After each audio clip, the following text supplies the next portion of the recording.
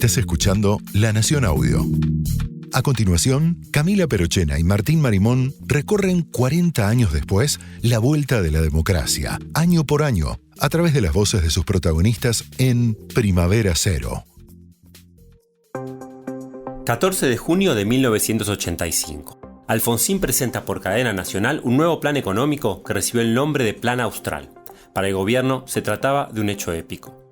Transmite LRA1 Radio Nacional Buenos Aires, República Argentina.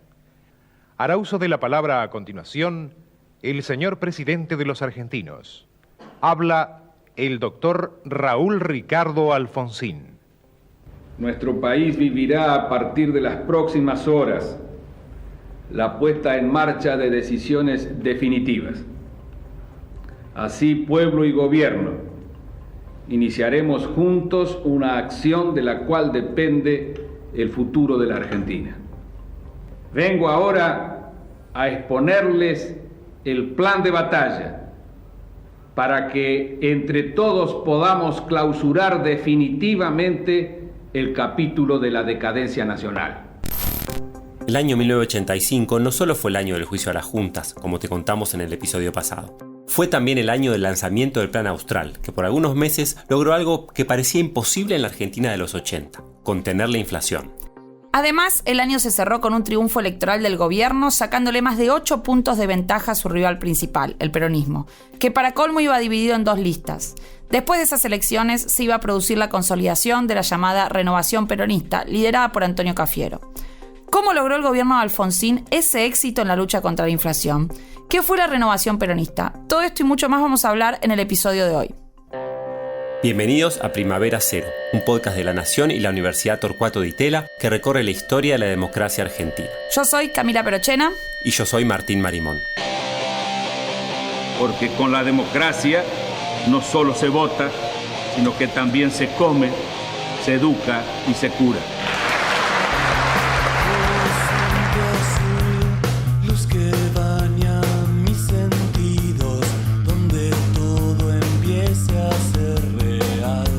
Hoy podemos todos dar gracias a Dios. La casa está en orden y no hay sangre en la Argentina. Señores jueces, quiero renunciar expresamente a toda pretensión de originalidad para cerrar esta requisitoria. Quiero utilizar una frase que no me pertenece, porque pertenece ya a todo el pueblo argentino. Señores jueces, nunca más. Silencio en la sala.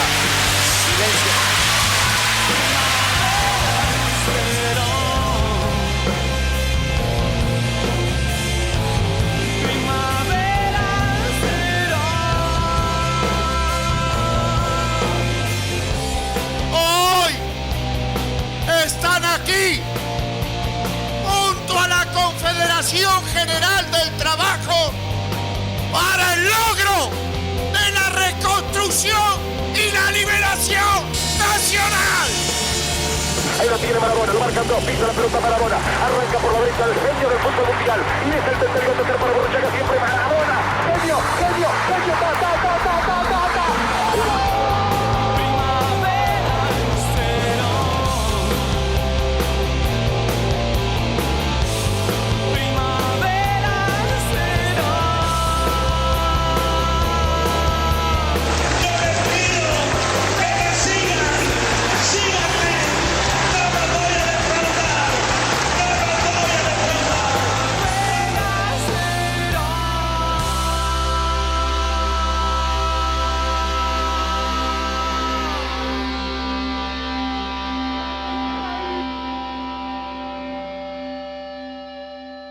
Recordemos esas palabras que pronunció Alfonsín en su primer discurso ante el Congreso a fines de 1983. Porque con la democracia no solo se vota, sino que también se come, se educa y se cura. Para él y para su gobierno, una verdadera democracia tenía que hacer muchas cosas. No solo garantizar los derechos políticos, sino también proveer un mínimo de bienestar a la población. Comer, educar, curar. Pero esto no era tan fácil en un país que estaba sumergido en una larga crisis económica heredada de la dictadura. Así lo recuerda José Luis Machinea, miembro del equipo económico de Alfonsín. Y claramente el problema central de la economía argentina en ese momento, había problemas, había muchos, ¿no? Porque la herencia de la dictadura había sido no solamente muy grande en temas políticos, sino había sido muy grande también desde el punto de vista económico, ¿no? Había una deuda externa muy considerable que nos iba a complicar la vida después. Había una economía que venía básicamente de recesión o con casi ningún crecimiento desde 1980. Había una situación de alta inflación. La inflación, cuando asume el presidente Alfonsín, estaba en el orden del 20% mensual. Deuda, estancamiento e inflación. Ese era el contexto. Al primero que elige Alfonsín para hacer arrancar la economía fue a Bernardo Greenspun. Greenspun había formado parte del movimiento de renovación y cambio lanzado por Alfonsín a principios de los años 70. Era un viejo compañero de ruta del presidente. Greenspun y Alfonsín coincidían en su visión de cómo gestionar la economía. Pleno empleo, gasto público, estimular la demanda. Sus políticas económicas lograron éxitos importantes en 1984. Los salarios reales ese año crecieron un 35%. Pero esas políticas también recalentaban la economía y generaban inflación, que para 1984 cerró con más del 600%. Junto con la inflación, otra de las grandes cuestiones era la deuda externa. El problema de la deuda no es solo un problema de nuestro país y tampoco es solo un problema de los países deudores. Es un problema que involucra a los acreedores y a los deudores en el mundo. Alfonsín y Greenspun confiaban en que los organismos multilaterales de crédito iban a ayudar al nuevo gobierno, como un apoyo a las transiciones democráticas en la región. Pero eso no ocurrió. A fines de 1984, el FMI y el gobierno de Estados Unidos declararon que solo ofrecerían un alivio a los intereses de deuda si el gobierno ponía la lucha contra la inflación como principal prioridad. Al final, la inflación y la presión del FMI obligaron a Alfonsín a un cambio de rumbo. Era un giro doloroso para el gobierno. Alfonsín, que había llegado para dar de comer, educar y curar, ahora explicaba a la población que para luchar contra la inflación iban a tener que tomarse medidas de austeridad. Así lo decía en un discurso muy dramático pronunciado a fines de abril de 1985.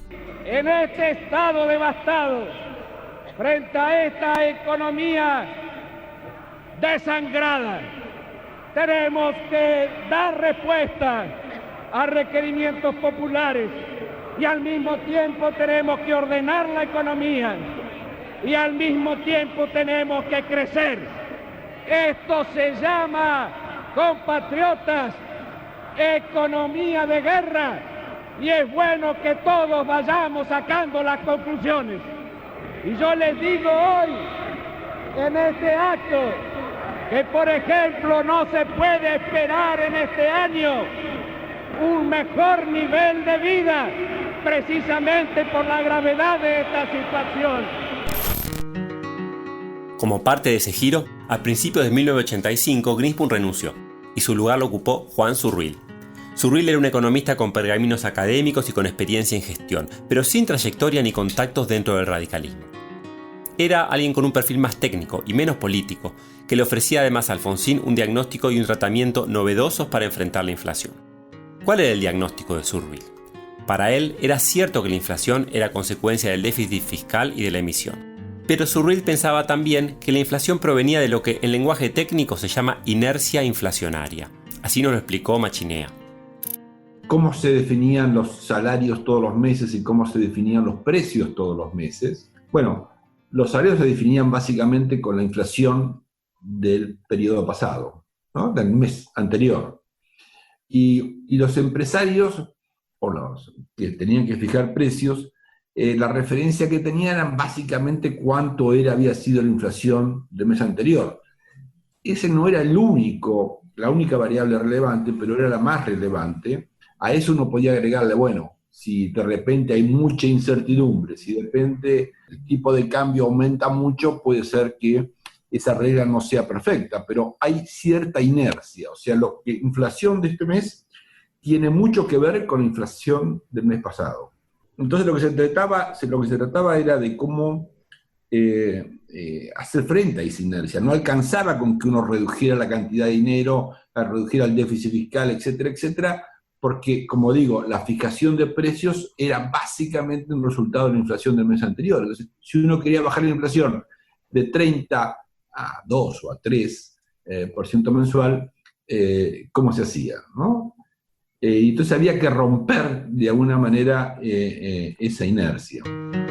Había una inercia inflacionaria que había que romper, y para eso no bastaba con recurrir a los planes de estabilización clásicos que la Argentina había ensayado en épocas anteriores. Sobre este tema hablamos con Juan Carlos Torre, sociólogo, historiador y miembro del equipo de Zurruil. Hasta ese momento, ¿no?, la inflación seguía y seguía y seguía, y lo único que tenía la gente del gobierno, no digo el equipo económico, a mano, eran las famosas recetas ortodoxas fiscales y monetarias recesivas. Entonces, asistían a un fenómeno que cada vez se agravaba sin poder atinar a hacer algo. ¿Cuál fue el mérito del Plan Austral? Romper con el bloqueo conceptual que permitía, ¿no?, que bloqueaba actuar frente a la inflación, pues separó la inflación de la terapia ortodoxa. Se puede meter una terapia alternativa. Entonces, el plan de Zurruil tenía el objetivo de controlar la inflación, pero sin generar recesión. ¿Cómo se lograría? A través de una serie de medidas que, además del congelamiento de salarios, incluía también un tratamiento cuidadoso de los precios, las tarifas y otras variables, que primero debían ser acomodadas y recién después congeladas. Lo que nosotros nos propusimos era, por un lado, romper la inercia y por otro lado, decir cómo hacemos para evitar enormes transferencias entre acreedores y deudores como consecuencia de una reducción brusca de la tasa de inflación.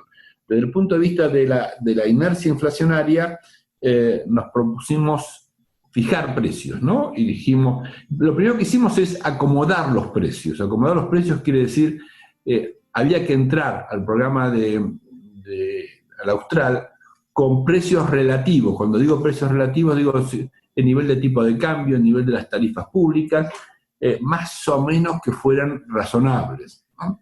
Porque si yo comienzo un programa de este tipo con un tipo de cambio atrasado, ¿cómo hago después para corregirlo?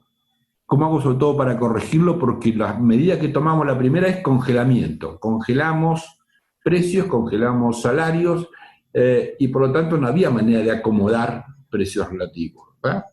Y ese shock era importante de congelamiento para romper justamente la inercia. Es decir, a partir de ahora, ¿sabe qué? La inflación va a ser cercana a cero y por lo tanto congelamos los precios, congelamos los salarios, congelamos las tarifas públicas y también congelamos el tipo de cambio. Un plan de esa complejidad tenía que ser muy bien ejecutado para poder funcionar. En primer lugar, como era un plan de shock que congelaba todo de un día para el otro, debía prepararse en el máximo secreto. El equipo de Zurruil había apuntado al día 14 de junio como fecha de lanzamiento, pero una filtración en la prensa obligó a decretar un feriado cambiario 2 días antes para evitar corridas y especulaciones. Finalmente, el 14 se lanzó el plan. Habla ahora el señor ministro de Economía, doctor Juan Vital Zurruil. El gobierno se dispone a llevar a cabo un ataque firme y en todos los frentes a la inflación. El país se ha deslizado hacia una situación próxima a la hiperinflación, esto es, un vertiginoso aumento de los precios que evapora el valor de la moneda y compromete las bases mismas de la convivencia social e institucional de la nación. Frente a la necesidad de actuar para abatir el fenómeno inflacionario, tenemos, en realidad, 2 opciones: la de la moderación gradual de la inflación y la de un ataque drástico y global a la misma. El gobierno elegía, por supuesto, la opción del ataque drástico. Ese 14 de junio, el peso argentino se reemplazó por una nueva moneda, el austral. Muere el peso, nace el austral.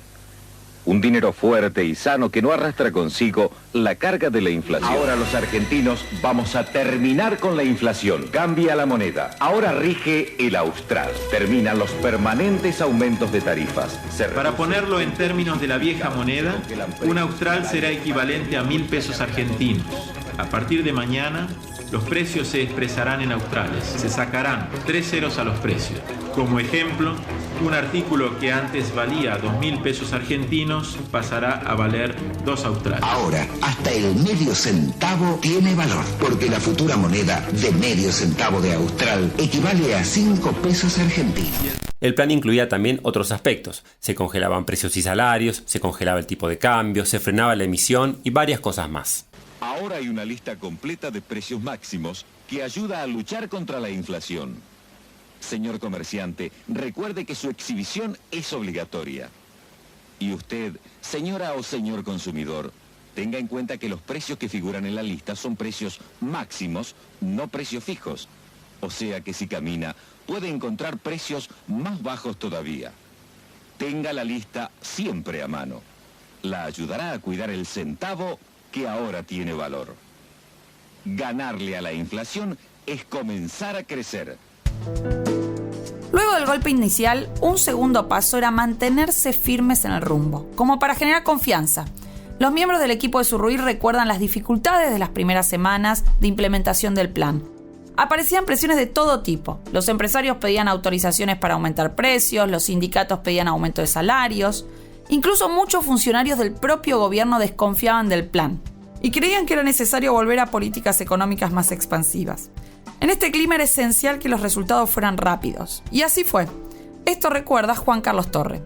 Y de un modo u otro se acomodaron las cosas de tal manera que a los 2 meses, ¿no?, la inflación había bajado de manera drástica, de manera fenomenal. En el libro de su temporada Quinto Piso menciono que el día que vamos a Chile a llevar que la inflación es 6%, se abraza Surruí y se ponen a llorar.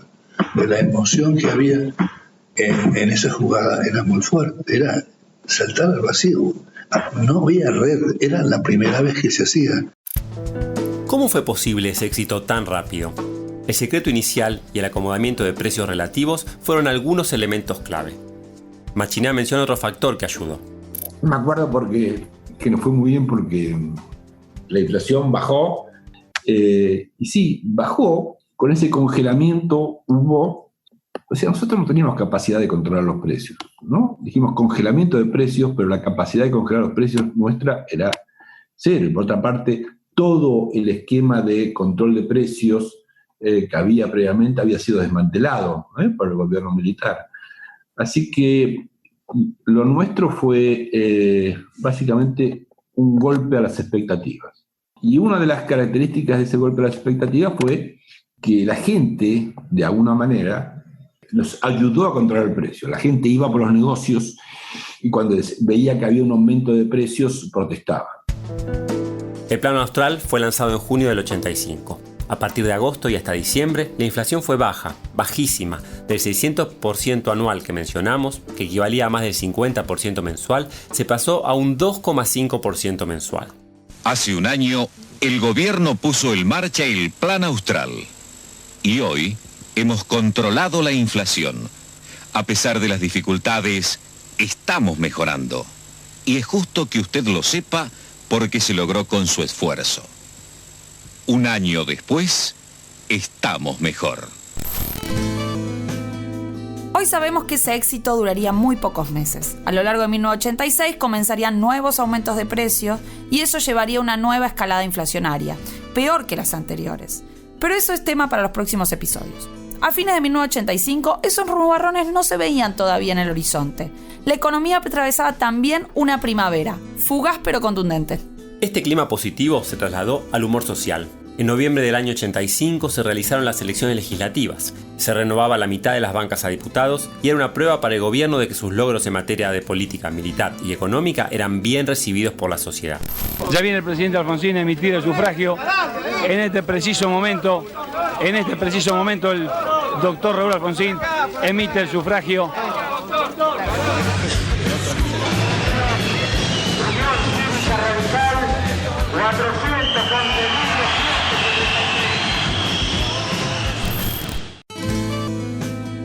El radicalismo obtuvo 44% de los votos, sacándole más de 9 puntos a su principal rival, el peronismo.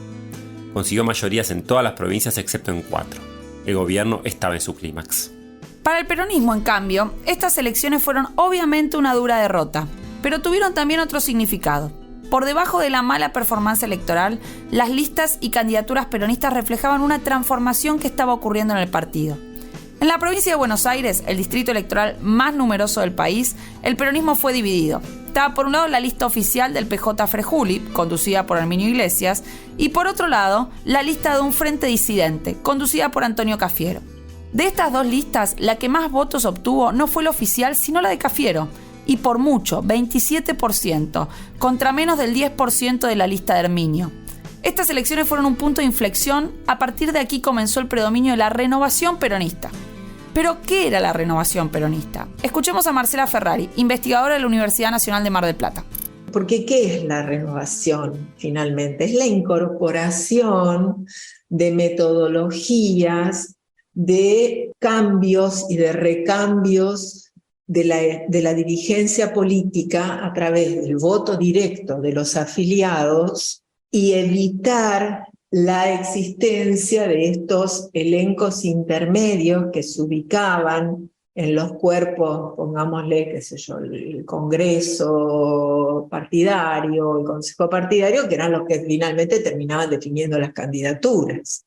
Entonces, ese es el gran aporte de la renovación peronista. Es un intento de democratización del partido. Lo que logra la renovación es convertir al Movimiento Nacional Justicialista más, llevarlo a una vía partidaria, ¿no? Convertirlo más en un partido. Y entonces, lo que antes suponía que iban a tener una representación por tercios las distintas ramas del Movimiento Nacional Justicialista, termina desplazando en buena medida ese tercio sindical. Y termina desplazando, sobre todo, esto en consonancia con los tiempos que vamos atravesando, a los grandes gremios metalúrgicos, por ejemplo, de la conducción. La renovación proponía entonces la democratización y la desindicalización del peronismo. ¿Qué era eso en 1985? Para entenderlo tenemos que volver un poco en el tiempo, hasta la derrota electoral sufrida por el peronismo en el año 83. Esa derrota, la primera de su historia en elecciones sin proscripciones, había llevado a muchos dirigentes peronistas a pensar que algo había que cambiar. Ya te contamos en episodios anteriores los problemas que tuvieron los peronistas en el 83 a causa de los conflictos internos y la falta de liderazgo. Pero para algunos dirigentes, como Cafiero, Grosso o Menem, había algo más. Ellos, los renovadores, pensaban que el principal problema era el predominio exagerado que tenían los sindicatos sobre el movimiento peronista. Figuras como Lorenzo Miguel o Herminio Iglesias eran muy poderosos dentro del partido, controlaban recursos y definían listas y candidaturas. Y además, estos sindicalistas tenían un discurso anacrónico, muy atado a la memoria del primer peronismo y a las figuras de Perón y Evita. Por ejemplo, esto decía Herminio en un programa periodístico del año 83. ¿Pero a usted le parece que un movimiento puede vivir así por mucho tiempo de un recuerdo? Bueno, nosotros hace mucho tiempo que venimos, de acuerdo a ser la religión nuestra, pero es cierto, hace miles y miles y miles de años es Cristo y seguimos creyendo en Cristo. Perón es algo parecido, escúchame, realmente es así, esto va a existir por los siglos de los siglos, no tenga ninguna duda. Para los renovadores, discursos como estos no lograban conectar con el nuevo clima democrático que se había establecido en el país en 1983. Mucho menos conectar con las clases medias, esenciales para recuperar el protagonismo político. Es cierto que había sindicalistas peronistas con un perfil distinto. Un buen ejemplo era Saúl Ubaldini, un dirigente más joven que había tenido un rol importante en la lucha por la vuelta de la democracia. Pero no eran los Ubaldinis los que tenían poder en el partido, sino más bien viejos líderes como Lorenzo Miguel o Herminio Iglesias. En ese contexto, los renovadores querían terminar con el predominio sindical en el partido y reemplazarlo con mecanismos de democracia interna. Pero el camino hacia la hegemonía renovadora dentro del peronismo no fue fácil y no fue igual en todo el país. Poco con esta fuerza, digamos, que arrastra el momento político y que el peronismo incorpora como organización, acorde a los tiempos, comienza a darse todo este proceso que se inicia en distintos lugares con distinta fuerza y con distintas características, porque no es un solo proceso de renovación en distintas provincias según la composición de la organización del movimiento justicialista y del peso que en cada uno de los distritos tuviera la rama sindical, porque la rama política se puede ayornar mucho más rápidamente en aquellos distritos donde la rama sindical no tiene la gravitación que sí tiene en otros. Y esos otros son principalmente provincia de Buenos Aires y provincia de Santa Fe. Esos son los distritos donde más cuesta el ayornamiento y la renovación del Perón. Avanza más fácil en aquellos donde pueden renovar las cartas orgánicas más rápido, que son Mendoza, Misiones, en los distritos, digamos, periféricos, donde prima más la rama política con arraigo territorial. Por ahí hasta tienen caudillos, viejos caudillos, pero ahí se renuevan o no se enfrentan tanto, no es necesaria la renovación. ¿Y quiénes eran los renovadores? Se trataba de un conjunto de dirigentes de orígenes variados. Fíjense que estamos hablando de caudillos peronistas que se juntan con elementos que uno diría más identificados con la renovación después. El peronismo controla 12 distritos del país, pese a haber perdido la elección presidencial. Entonces allí están Menem, está Saadi, está Juárez, está el Jujeño, Martearena. O sea, hay mucha mezcla generacional, hay mucha mezcla de ideas, de pertenencia a distintas líneas del partido. Esta mezcla de figuras de distinto tipo aparece con fuerza en varios congresos nacionales del Partido Justicialista realizados entre fines del 84 y mediados del 85. En ellos, los renovadores intentan abrirse paso y dominar la estructura del partido.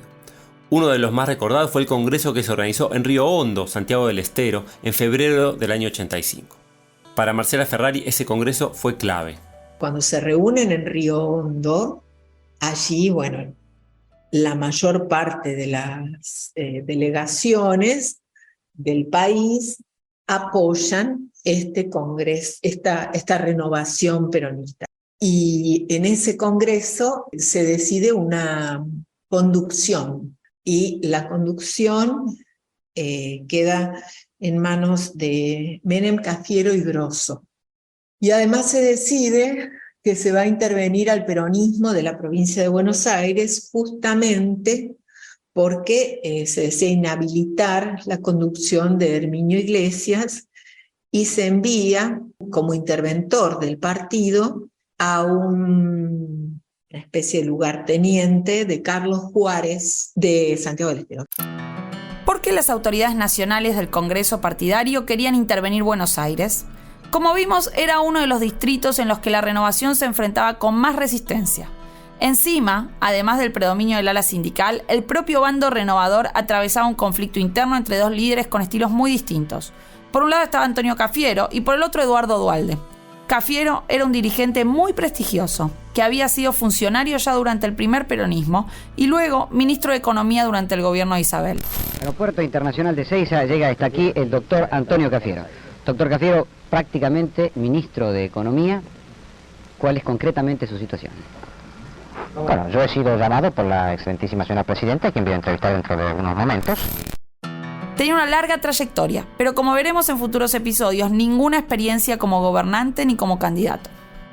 Del otro lado estaba un dirigente nuevo, Eduardo Duhalde, que estaba cambiando la forma de hacer política. Duhalde había sido elegido intendente de Lomas de Zamora en 1983. Desde ese puesto había empezado a dejar de lado el aparato sindical tradicional y armar una base política territorial, usando los recursos del municipio para generar una red de activistas y organizaciones barriales. Apoyado en esa base local, Duhalde había organizado una mesa renovadora, que buscaba ser un nuevo foco de poder en el peronismo bonaerense. Con estos perfiles tan diferentes, hubo varias oportunidades en las que Cafiero y Duhalde se enfrentaban. Para 1985 había triunfado Cafiero, liderando el peronismo renovador bonaerense, y Duhalde se había refugiado en su municipio. Después iría con Menem para ser su candidato a vicepresidente. Pero volvamos a Río Hondo, a inicios del 85. El Congreso partidario decide intervenir la provincia de Buenos Aires para terminar con el liderazgo de Herminio Iglesias y le va mal. Llega el interventor de la provincia de Buenos Aires, rápidamente entra en buenas relaciones con Herminio Iglesias. Entonces no hay no da un resultado en el sentido que pretendía esa conducción de Río Hondo. De modo tal que a partir de esto, Cafiero decide armar una línea que él presenta como una alternativa para el electorado peronista cuando tiene que presentarse a elecciones de candidatos a parlamentarios. Y bueno, y allí, en el 85, vuelve a ganar el radicalismo en Provincia de Buenos Aires. Es la mejor elección que hace el radicalismo, pero dentro del segundo partido político, que es el peronismo, ¿no?, definitivamente triunfa este sector representante de la renovación, y es el comienzo del fin del herminismo. Vemos entonces que para 1985 la renovación ha dominado las estructuras nacionales del partido peronista y ha vencido a los ortodoxos en la provincia de Buenos Aires. Así logró unificar al peronismo bajo un nuevo liderazgo y con nuevas formas de funcionamiento partidario. En episodios futuros vamos a ver el recorrido que todavía le quedaba por hacer a este peronismo renovado. En las elecciones legislativas del 87 triunfaría contra los radicales y finalmente en el año 89 iba a llegar al gobierno. Pero para eso falta. Por ahora, en el 85, continúa el predominio radical. En el próximo episodio de Primavera Cero vamos a ver el inicio del declive alfonsinista. En 1986 el gobierno pasaría de la primavera al otoño. Vuelven a aparecer serios problemas económicos, entra en conflicto con los sindicatos y comienzan las resistencias de los militares a los juzgamientos. No te lo pierdas.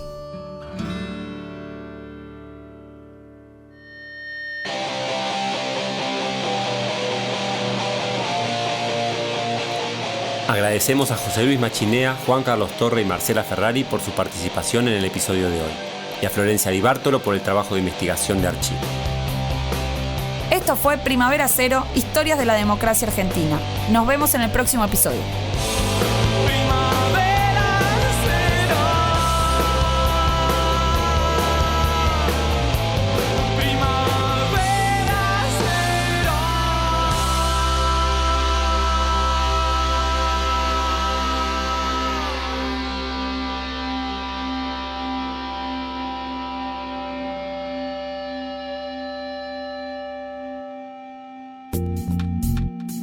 Esto fue Primavera Cero, con Camila Perochena y Martín Marimón.